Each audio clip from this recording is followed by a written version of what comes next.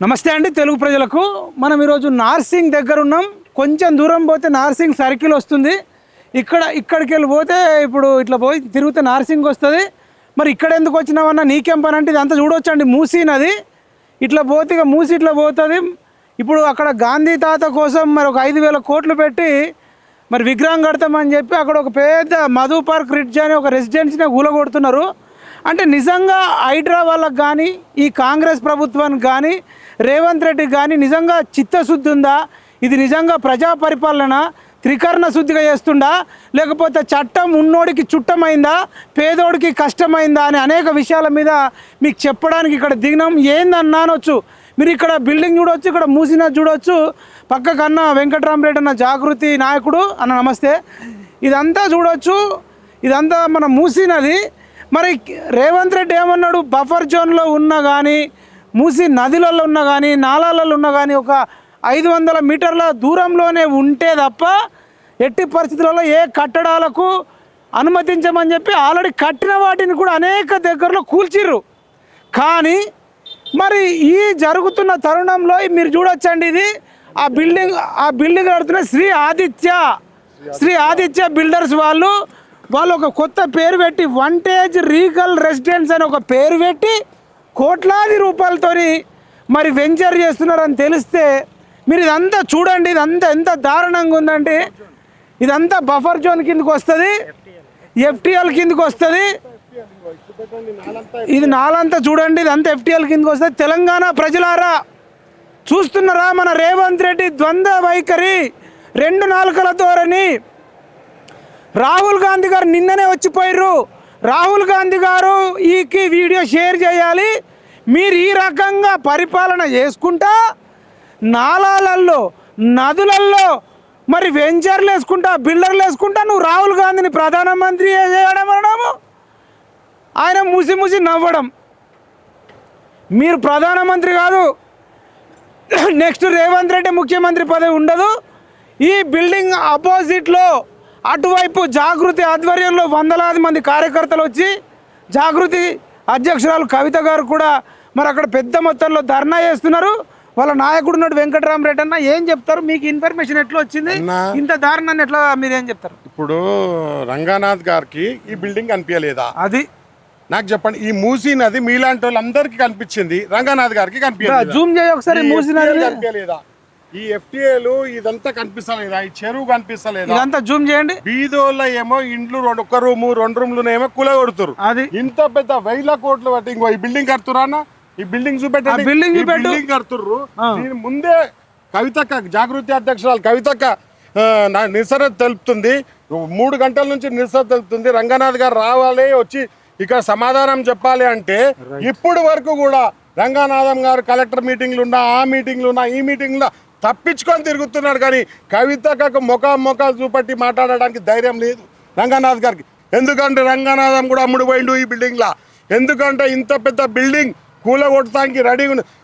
2-3 రూములు కూలగొడుతున్నారు, కానీ ఇంత కోట్లు పెట్టి కడుతున్న బిల్డింగ్ ఎందుకు కూలగొడతలేరు?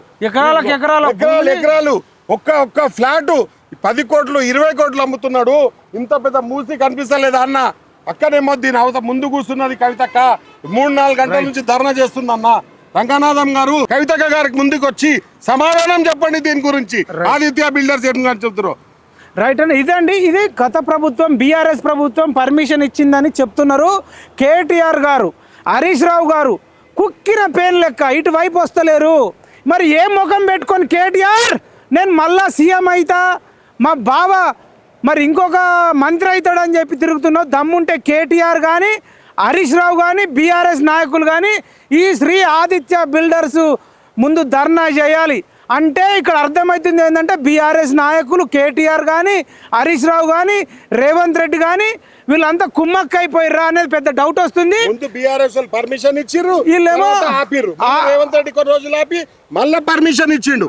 అంటే ఇంట్లో కేటీఆర్, హరీష్ రావు, సంతోష్ రావు, మళ్ళా రేవంత్ రెడ్డి, ఈ 4గురికి ఇస్తాదారు ఉన్నది ఇంట్లో.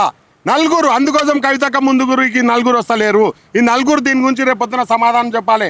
రంగనాథం గారు ఇప్పుడు కవితక్క ముందుకు రావాలి, గేట్ ముందుకు వచ్చి సమాధానం చెప్పాలి. 4 రూములు 3 రూములు గులగొడుతున్నావు, ఇది నీకు పక్కా చూపెడుతున్నా చూడు మూసి ఎట్లా పడుతుందో.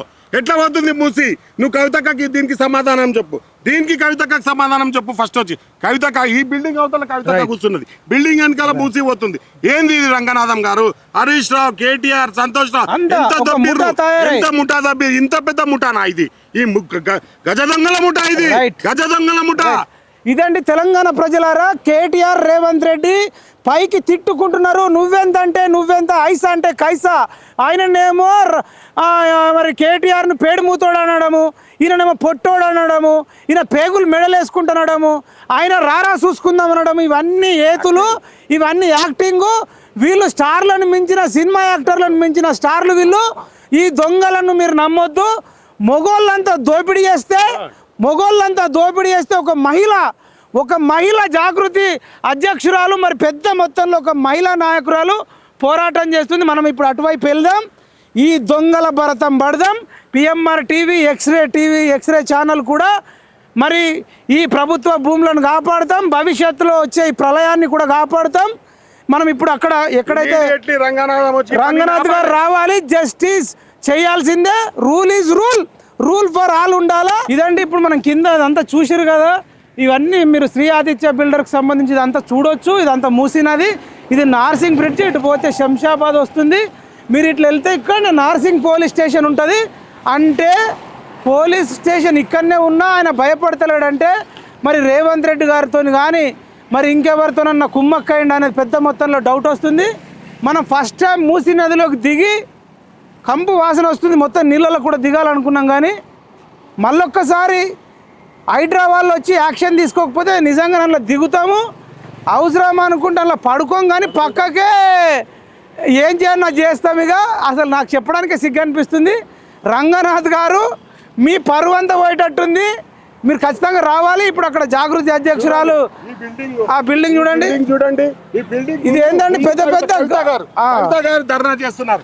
కవిత గారు ఈ బిల్డింగ్ మూసి, ఇది బిల్డింగ్ ముందు కవిత గారు ధర్నా చేస్తున్నారు. అది మెయిన్ రోడ్. నేను ఇంకొకటి అడుగుతున్నా, మరి రామచంద్రరావు గారు ఎటువైరు, బీజేపీ నాయకులు ఎటువైరు? అదే విధంగా హరీష్ రావు 6 అడుగుల బుల్లెట్ మరి ఎటువైంది? బుల్లెట్ మిస్ ఫైర్ అయిందా? అటు తలిగిందా, ఇటు తలిగిందా? రేవంత్ రెడ్డితో కుమ్మక్కయిందా? మరి కేటీఆర్ తొడలు కొట్టుడు, రారా చూసుకుందాం, పోదాం, దూదాం. ఏం పీక్ కట్టలు కడుతున్నావు? ఒక ఆడామే ఈ బిల్డింగ్ ముందట కూర్చొని 4 గంటల నుంచి ధర్నా చేస్తుంది. ఒక ఆడపడి గేట్ కాడికి అక్కడికి వెళ్దాం, చూద్దాం. రండి, ఫాలో కండి, లైక్ బటన్ కొట్టండి, షేర్ కొట్టండి, రండి. ఇదండి ఇప్పుడు మనం ఇందాక మూసీ నదిలో దిగొచ్చినాం. ఇటు బయట మన రోడ్డుకు వచ్చినాం, మీరు చూడొచ్చు. ఇదంతా సర్కిల్ అంటారు, నార్సింగ్ సర్కిల్. ఇది ఇప్పుడు ఎమర్జింగ్ కమర్షియల్ ఏరియా కింద గ్రోత్ అవుతుంది. మరి రంగనాథ్ గారి కోసం రావాలని చెప్పి ధర్నా చేస్తే రంగనాథ్ గారు రాలేదు, కానీ అనేక మంది పోలీస్ ఆఫీసర్లు వచ్చి మీరు అంతా చూడొచ్చు. పోలీస్ అధికారులు ఉన్నారు, ఇక్కడ కూడా ఎంతోమంది పోలీస్ అధికారులు ఉన్నారు. మరి మీరు అది చూడొచ్చు. శ్రీ ఆదిత్య వంటేజ్ రీగల్ రెసిడెన్స్ అని చెప్పేసి సేల్స్ అండ్ మార్కెటింగ్ ఆఫీస్ అని పెట్టేసి పెద్ద మొత్తంలో పెట్టి, ఎంత సిగ్గు లేకుండా అంటే మీరు చూడొచ్చు. ఏదైతే మూసీ నది ఉంది, నది పక్కకు పెద్ద బిల్డింగ్ లేపింది. ఇప్పుడే దిగినాము, మొత్తం చూపెట్టినాము. మూసీ ఏమో వెనకాల ఉంది, వరదలాగా పోతుంది మూసీ మొత్తం. ముందేమో ఇది ఇంకో అక్క ఇక్కడనే ధర్నా చేస్తుంది. అక్కడ మూసీలో దిగి మొత్తం చూపెట్టినాం. రంగనాథ్ గారు మీరు ఒక్కసారి వెనకాల పోయి చూడండి, మూసీ ఎట్లా ప్రవేశిస్తుందో. అక్క ఆడపడుచు వచ్చి ధర్నా చేస్తుంది. ఇన్ని గంటలు అవుతుంది, మీకేం అనిపిస్తలేదా చెప్పండి? అక్కడ వెనక సైడ్ పోయి ఒక సైడ్ చూడండి. మీరు మూసీలో దిగి నీళ్ళు ఇంతవరకు ఉన్నాయి నీళ్లు. అక్కడ ఇది వెనక సైడ్ దిగేసి వచ్చినాం ఇప్పుడు మూసీలా. ఇక్కడ ముందు సైడ్ చూపెడుతున్నాం. ముందు సైడ్ ఏమో అక్క ధర్నా చేస్తుంది, వెనక సైడ్ ఏమో మూసి ప్రవహిస్తుంది. 4 రూమ్లు 3 రూమ్లు ఉన్న దగ్గర 3 రూమ్ల దగ్గరనేమో కులగొడుతుర్రు. ఇక్కడనేమో ఇది ముందు సైడ్, వెనక సైడ్ మూసి మొత్తం ఇట్లా నీళ్లు ప్రవహిస్తుంది. ఇక్కడ ఆడపడుచు నిలబడి 4 గంటల నుంచి ధర్నా చేస్తుంది. ఏం చేస్తున్నారు రంగనాథ్ గారు? మీరు ఎంత ఇస్తా తీసుకున్నారు? నువ్వు 6 అడుగుల బుల్లెట్ అంటావు, హరీష్ రావు, కేటీఆర్, మీరందరు అందరు ఇలా పార్ట్నర్లే, అంతా ఇస్తేదారులే. రేవంత్ రెడ్డి నీది కూడా ఇస్తేదారా? ఇలా నేను చెప్తున్నా కదా, నీకు ఇస్తేదారు లేకుంటే ఇప్పుడు వీడికి రంగనాథం గారి మంత్రి రేవంత్ రెడ్డి గారు 5 గంటల నుంచి ఇక్కడ ధర్నా చేస్తుంది. అక్క ఇదండి మీరు చూడొచ్చు, జాగృతి ఆధ్వర్యంలో పెద్ద మొత్తంలో వందలాది మంది కార్యకర్తలు వచ్చి ధర్నా చేస్తున్నారు. మీరు చూడొచ్చు అక్కడ Shri Aditya vintage Regal residence దగ్గర వందలాది మంది మరి జాగృతి కార్యకర్తలు చేస్తుంటే మరి BRS working president ఎటువేండు, Harish Rao ఎటువేండు, BJP అధ్యక్షుడు రామచంద్రరావు ఎటువేండు, మీరు ఇదంతా చూడొచ్చండి. పెద్ద మొత్తంలో జాగృతి వాళ్ళు చేస్తూ ఉన్నారు. అక్కడ మీరు అంతా పోలీసు వాళ్ళు ఉన్నారు. మీకు అడుగుదాం జాగృతి నాయకులందరితో కూడా మాట్లాడదాం. చూడొచ్చండి, మేము ఇందాక అక్క మొత్తం మూసినదంతా కింద డౌన్లోకి వెళ్ళి తిరిగేసి వచ్చినాం, అంతా అటు చూపించినాం. ఫ్రంట్లో కవితక్క గారు జాగృతి ఆధ్వర్యంలో పెద్ద మొత్తంలో మొగోళ్ళంతా వాటాలు పంచుకుంటే ఒక మహిళా నాయకురాలు ఇప్పటిదాకా బీజేపీ నాయకుడు రామచంద్రరావు రాలే, బీఆర్ఎస్ వర్కింగ్ ప్రెసిడెంట్ రాలే, 6 అడుగుల బుల్లెట్ రాలే. మరి ఒకే ఒక మహిళ తన ఒక సైన్యం చేసుకొని వచ్చిరు. మరి ఎంతవరకు పోరాటం చేస్తుంది? మొగోళ్ళ మీద మహిళా నాయకురాలు ఏమైనా విజయం సాధిస్తారా? అసలు ఏం చెప్తారా? జై తెలంగాణ, జై తెలంగాణ. ఇవాళ రాష్ట్రం అంతా కూడా పేద ప్రజలు రక్త కన్నీరు పెట్టుకునే పరిస్థితి ఉన్నది. ఎక్కడికక్కడ వాళ్ళ ఇండ్లు దారుణాతి దారుణంగా పర్మిషన్ ఉన్నదని చెప్తున్నా, కుయ్యో ముర్రో అంటున్నా, చిన్న చిన్న పిల్లలు స్కూల్కి వెళ్ళాలని చెప్తున్నా, వారి ఆర్తనాదాలు విని కూడా కాంగ్రెస్ పార్టీ యొక్క హృదయం కరగనటువంటి పరిస్థితిని చూస్తున్నాం. అటువంటి సందర్భంలో మరి కరెక్ట్గా మూసీ నదిలో 5 నుంచి 9 మీటర్ల లోపు ఇంత పెద్ద బిల్డింగు 38-39 ఫ్లోర్ల హైట్ ఉండే బిల్డింగ్ కడితే మరి మూసీ నదికి ఏమి కాదా అని నేను ముఖ్యమంత్రి గారిని ప్రశ్నిస్తున్నాను. 1. 2, 5,000 కోట్ల రూపాయలు ప్రపంచ బ్యాంకు నుండి తీసుకొచ్చి మూసీ ప్రక్షాళన, ఇంకొక 5,000 కోట్లు తీసుకొచ్చి గాంధీ బొమ్మను అన్నింటిని పెడతామంటారు. సంతోషం, పెట్టండి. కానీ ఆ పెట్టే క్రమంలో 30 మీటర్ల లోపు అటు ఇటు ఉన్న అందరు పేదల్ని ఖాళీ చేయించారు. ఇప్పటికే వేలాది మందిని చేయించారు. ఇప్పుడు మధ్యతరగతి వాళ్ళ అపార్ట్మెంట్ల మీద పడ్డారు, వాళ్ళని ఖాళీ చేపిస్తా అంటారు. నేను ఒకటే అడుగుతున్నా, మరి వాళ్ళని ఖాళీ చేపిస్తారు, ఓకే, ఇక్కడ ఈ అపార్ట్మెంట్లు ఉన్నాయి కదా, ఖాళీ చేపిస్తున్న 450 మందికి ఇక్కడ ఇస్తారా ఇండ్లు? మరి ఇక్కడ ఇవ్వండి. లేదు వాళ్ళకి మార్కెట్ రేట్ ఇవ్వండి. మార్కెట్ రేట్ కూడా ఇస్తలేదు. మార్కెట్ రేట్ అంటే ఇలా ఒక్కొక్క ఎస్ఎఫ్టీకి 15,000 to 17,000 ఉన్నది. కనీసం అదన్నా ఇవ్వాలని చెప్పి నేను ప్రభుత్వాన్ని డిమాండ్ చేస్తాను. 2, వెలుగుమట్లలో నిన్న ఖమ్మంలో దారుణంగా ఎల్లగొట్టినటువంటి పేద ప్రజలకు వాళ్ళకి సొల్యూషన్ చూపించండి.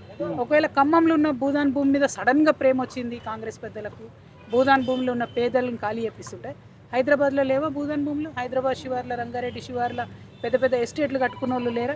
మరి వాళ్ళని కూడా ఖాళీ చేయాలని చెప్పి నేను డిమాండ్ చేస్తాను. అంటే సెలెక్టివ్ డిస్క్రిమినేషన్ ఉన్నది ఈ గవర్నమెంట్లో. సెలెక్ట్ చేసుకొని పక్షపాతంతో కక్షపూరితమైనటువంటి వైఖరి ప్రదర్శిస్తుంది. ఇది కరెక్ట్ కాదు. పేదవాడికి ఒక న్యాయం, పెద్దోడికి ఒక న్యాయం కరెక్ట్ కాదు. మీరు ఒకవేళ 30 మీటర్లు బఫర్ జోన్ అన్నారు, సంతోషం. మరి ఇది 30 మీటర్లు ఉందా లేదా అది కొలిసి చూపించాలి. రంగనాథ్ గారు ఇక్కడికి రావాలి, బుల్డోజర్ తీసుకొని రావాలి. ఆయన ఏంటంటే ఎన్నిసార్లు కోర్టులు తిట్టినా కూడా సాటర్డే సండే కోర్టులు లేని టైంలో పోయి పేదవాళ్ళ ఇల్లు, మధ్యతరగతి ఇల్లు కూలగొడుతుంది. మరి రేపు హోలీ హాలిడే ఉంది, ఇవాళ వచ్చి ఇది కూలగొట్టమని నేను రంగనాథ్ గారి కోసం వెయిట్ చేస్తున్నాను. అందరూ ఒకటి ఏమంటారు అంటే అక్క, అసలు 8 ఎంపీ సీట్లు వచ్చిన బీజేపీకి లేని పట్టి, 39 ఎమ్మెల్యే సీట్లు వచ్చిన బీఆర్ఎస్ లేని పట్టి, అన్ని కవితకి ఏం పట్టి అన్ని దగ్గరలోకి పోతుంది అని అంటున్నారు. నేను ఎన్ని దగ్గరలకు పోయినా ప్రజల కోసమే వెళ్తున్నా కదా, నాకేమి ఇందులో వచ్చేది లేదు, సచ్చేది లేదు. మనం ఇవాళ ఎందుకు వచ్చి కూర్చున్నాం ఇక్కడికి?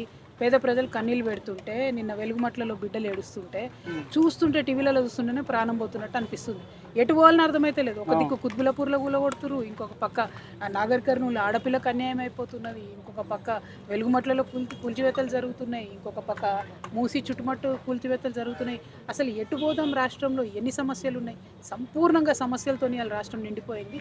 అందుకనే ఇక్కడ కూర్చొని మీరు పేదవాళ్ళకు ఒక న్యాయం, పెద్దవాళ్ళకు ఒక న్యాయం చేయకూడదని ఈ చేస్తున్నటువంటి వైఖరిని ప్రజల ముందు స్పష్టంగా ఎండగట్టాలని ఇక్కడ రావడం. బీఆర్ఎస్ నాయకులు ఇప్పటిదాకా ఒక్కరు రాలేదు. మీరు రంగనాథ్ గారిని టార్గెట్ చేసినట్టు ప్రధాన ప్రతిపక్ష నాయకులు కూడా వస్తలేరు. వాళ్ళదేమన్నా కలిసి పర్మిషన్ ఇచ్చిందే బీఆర్ఎస్ వాళ్ళు కదా. బేసికలీ ప్రాబ్లం ఏంటంటే పర్మిషన్ ఇచ్చిందే బీఆర్ఎస్ వాళ్ళు, కానీ దాన్ని కాంగ్రెస్ రాగానే కొన్ని రోజులు ఆపిర్రు. తర్వాత మళ్ళీ ఎందుకో కాంగ్రెస్ వాళ్ళు కూడా స్టార్ట్ చేసిర్రు. సో పర్మిషన్ అనేది బఫర్ జోన్ అనేటటువంటిది 30 మీటర్లు ఉండాలి, అట్లా కాదు, అది లేదు. అగెన్స్ట్ ద నామ్స్ ఉంది. ఎవరైనా ఏమైనా చర్యలు తీసుకోవాలి. రేపు ఇట్లాంటి ప్లేస్లో నా బిల్డింగ్ ఉన్న చర్యలు తీసుకోవాలి. అటువంటి పరిస్థితి రాష్ట్రంలో ఉండాలని కోరుకొని వాళ్ళు ఇక్కడ ధర్నా చేస్తారు. Thank you. ఇదండి జాగృతి ఆధ్వర్యంలో పెద్ద మొత్తంలో ధర్నా చేస్తున్నారు.